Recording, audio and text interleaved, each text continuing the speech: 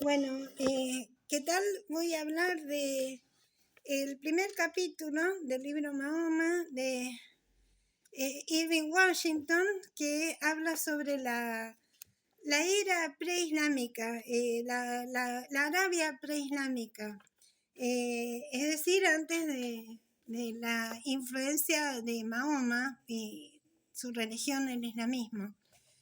Circunscribe Arabia a la península abarcada entre el Mar Rojo, el río Éufrates, el Océano Índico,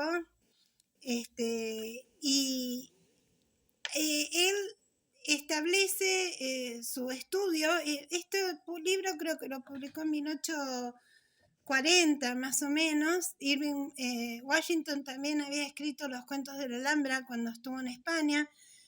Lo publica en España, lo escribe en España.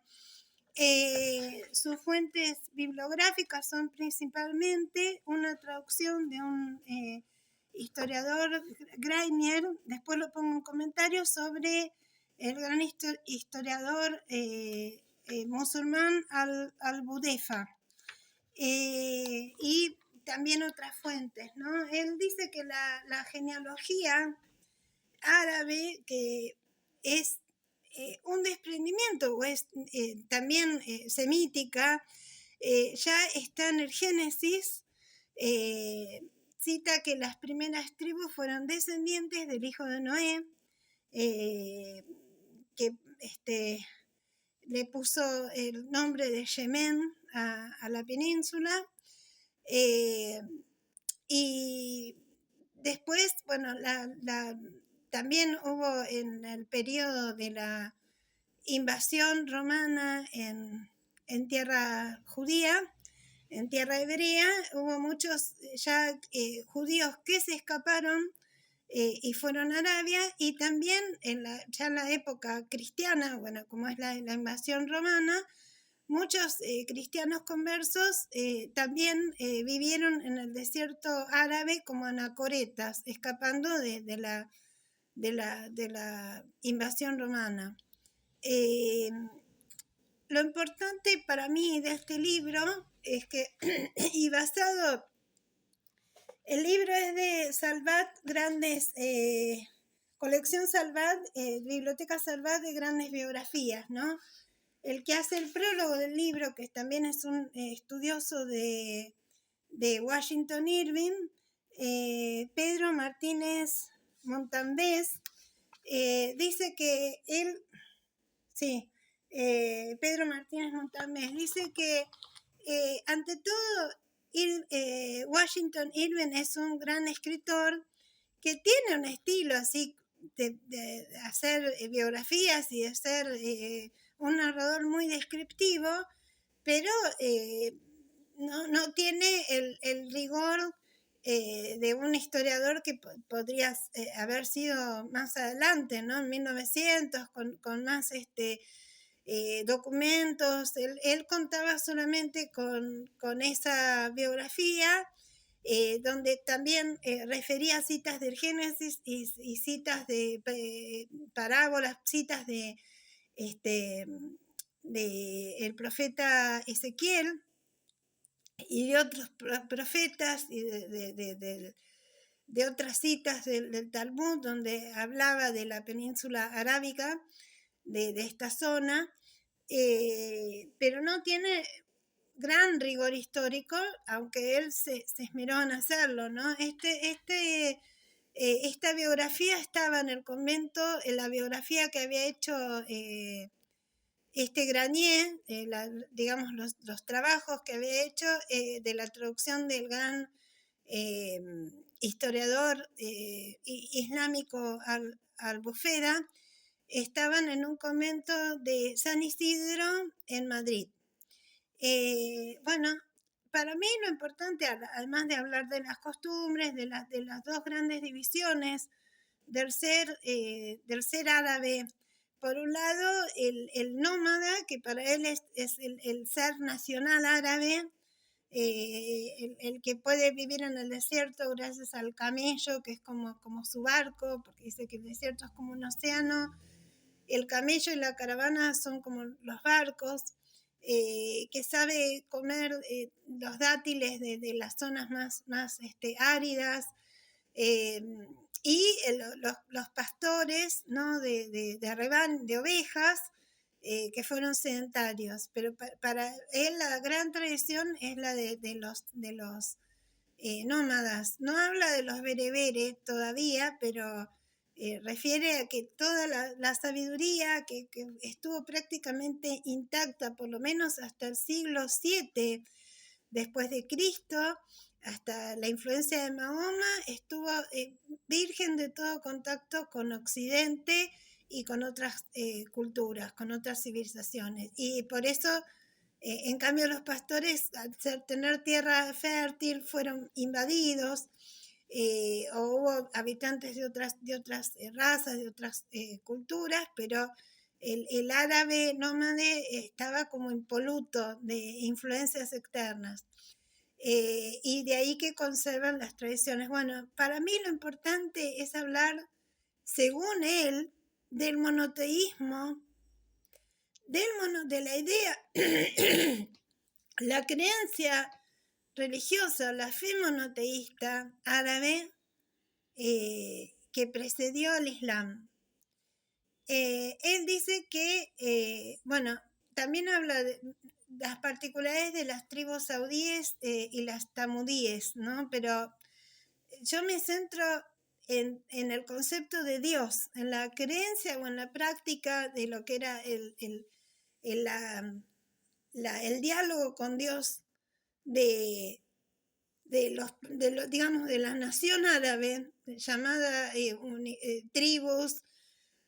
No había una unificación verticalista digamos, de un emir supremo hasta que vino Mahoma, sino que había varias tribus que se respetaban o rivalizaban, se peleaban, se conciliaban.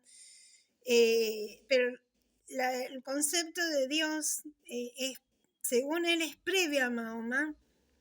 El concepto de Dios como bien supremo, y que luego, como pasó también con la religión católica, ¿no? Que la intercesión de los santos hizo que a veces se convirtieran en una suerte para los practicantes, digamos, no muy entendidos qué sé yo, de politeísmo, ¿no? Él dice que en Persia estaban los adoradores del fuego, es decir, el fuego antes era un vehículo hacia Dios, y en el sol era como que moraba Dios, pero luego se hicieron directamente idólatras de lo que era el fuego, de lo que eran elementos del fuego, de lo que era la luz, y que ellos veían a todos los que no adoraban a este elemento, que para ellos era divino, los veían como enemigos, entonces los mandaban a quemar, a matar, bueno. Y la otra fe es la sabía, que es otro grupo árabe, donde era muy sencillo, porque al ser nómades no hacían altares, y que era la creencia en Dios, que esta fe monoteísta y minimalista, si se quiere decir, en Dios, se fue complejizando, y ahí aparecieron elementos idólatras, elementos divinos o sagrados, que se iban idolatrando, y se fue desvirtuando el concepto de Dios, que sí estaba intermediado por los ángeles. Los ángeles en las religiones, en la religión monoteísta árabe preislámica, era muy importante, porque era el que intercedía de un ser humano, de una persona con Dios. La religión de los persas, de los antiguos persas, también, yo no sé si decir maniqueísmo, pero creían sabían que existían también los ángeles del mal, no con el relato bíblico de los ángeles caídos, pero que había seres divinos de luz y de amor y seres de las tinieblas también, por eso era importante el fuego. Bueno, el profeta Zoroastro, digamos, que hizo que todas estas creencias se instituyeran, ¿no? En escritos o en tradiciones orales aprendidas obligatoriamente para sus creyentes. Me perdí de lo que estaba diciendo, pero finalmente el bien triunfaba, es decir, había gente que podía adorar a los ángeles del mal, a los seres del mal, los cuales para ellos eran condenables. Hay que ver cómo los condenaban o qué pruebas tenían de eso.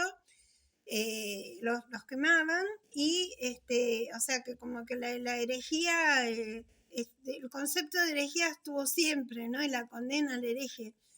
Y los seres de buenas intenciones y buenos, que eran los ángeles buenos.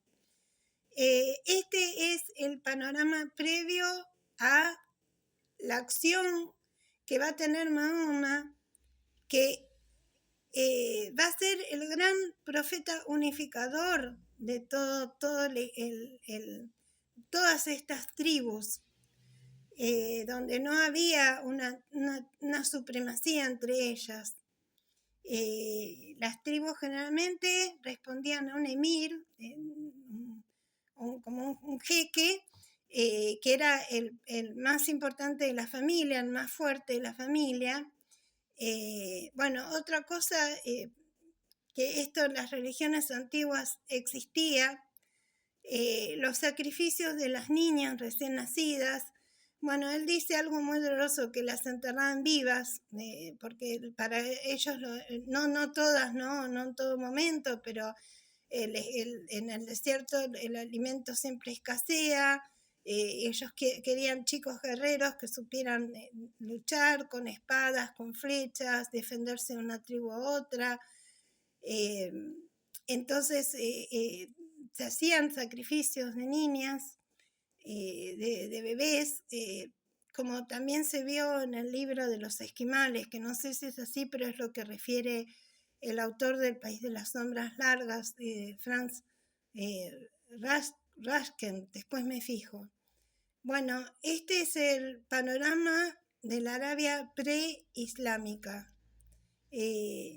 Para mí es lo más importante, dado las guerras que estamos viviendo con el cercano oriente, las guerras que se están sufriendo en el cercano oriente, que nos conmueve a todos, porque siempre la guerra es mala para todos, pero ver que el concepto de Dios y el monoteísmo existió en la tierra árabe antes de Mahoma, y también que es él refiere que es una raza, una etnia semítica, y que realmente en el Antiguo Testamento, o como dirían los hebreos, en el Talmud, creo, en el Génesis, refiere que la tribu de los descendientes de Noé, siendo judíos, se instalaron en la península árabe, igual que los árabes, así que son hermanos. Bueno, después sigo.